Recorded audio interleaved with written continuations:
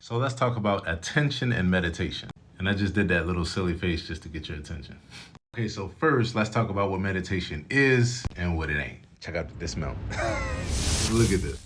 Mindful meditation is the process of choosing a focal point, getting distracted, noticing it, and then gently leading yourself back to your focal point with a non-judgmental attitude. Real talk. And meditation is not having a blank mind with no thoughts. That's death. Or having a mind with all flowery, beautiful, fuzzy thoughts. That's bull. Sugary, sweet ways of looking at life, but not life, though. What did you think I was going to say?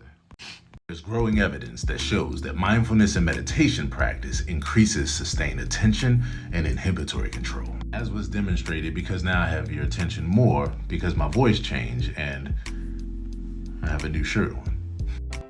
So the point is, the more layers that you add into one experience where it takes your mind away from the outside world, the depth that you provide there makes for greater attention. And so we are retraining our attention through meditation. Meditation is attention retraining. So we want to make a practice out of doing healthy things like taking a few moments every day to yourself to just focus on your breath, close your eyes and go inward. Listening to music that is affirming to you and makes you move. Being mindful, which just means not judging yourself so negatively for the rest of the world around you. And to affirm yourself with positive mantras every day. Or asking yourself the question, why has he been wearing glasses the entire video? Okay, so I'm going to stop playing. Here's the point.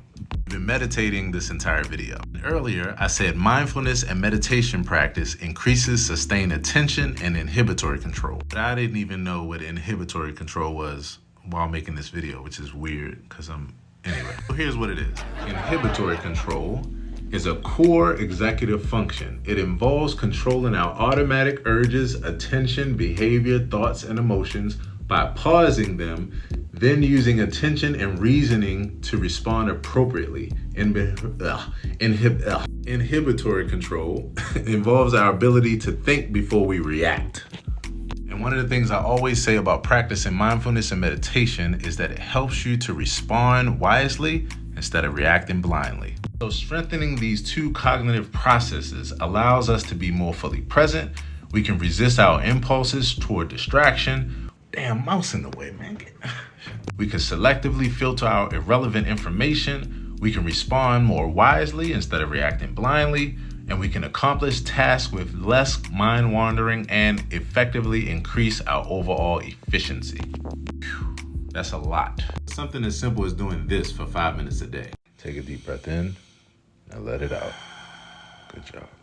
Real talk. You should give it a try if you don't practice it already. A study from the Science News magazine found that 5,000 people from 83 different countries of all ages mind wander 47% of their daily lives, no matter what they're thinking about, no matter what activity they're doing. But check this out. Most often, more times than not, wandering to something completely connected to negative self-reflection, which turns out to be causally linked to their unhappiness. Go figure.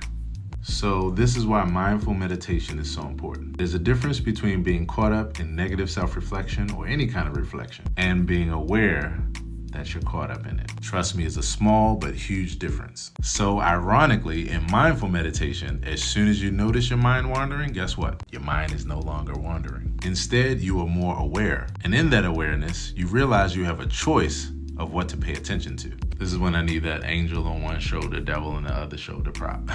I said that to my future editing self, obviously. So when you realize you have a choice of what to pay attention to, especially the self-talk and the different voices you hear, this gives you the control and power to make a good choice. It increases your attention, all of your inhibitoriness urges. Yes, I know that that's not a word. I mean, it is now, and you naturally entertain less distractions. As proven again if you're watching this video because you haven't scrolled off yet. And I know there's other stuff on your social media timeline, like drama, bull. Lastly, when you sit for a few moments with your eyes closed or open, focus on your breath, and don't beat yourself up when other things come in your mind, aka meditate, then I want you to know that keeping yourself focused on your breath is the most helpful because your breath is an involuntary response, which means this whole time while we've been talking, you've been breathing, but haven't noticed it until now when I say focus on your breathing right now. Literally notice it. Feel it? That's the point. So thank you for staying around long enough in this video to watch me change my shoes one more time. And this came from my trip to Rome last year, like my first trip to Europe. I'll put a link in the caption so you can see that video. And if you're in the DMV area and you happen to be around tomorrow or any Saturday, we're gonna put this into practice. Join me for 5M Soulful Self-Care Saturdays. That's 12 to 2 p.m. at One God, One Thought Center, which is 3605 Coronado Road. If you can't be there for any reason, even if it's because you live on the other side of the world, and you haven't figured out you should move closer to me for mental health. I might regret that later on. Just go right here to the website, and I'll put these into short audio and video clips for you to be able to listen to it and practice your 5-minute a day meditation. Can you do that for yourself? All right, let's self-care together. I'll see you this Saturday, or I'll see you over at 5mselfcare.com. Be well on purpose. So by now, I know you're probably thinking, this guy has lost his ever-loving mind.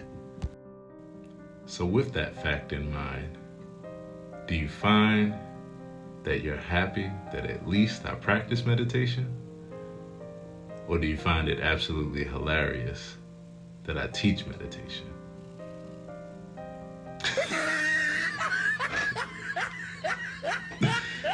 Either way, namaste. Namaste.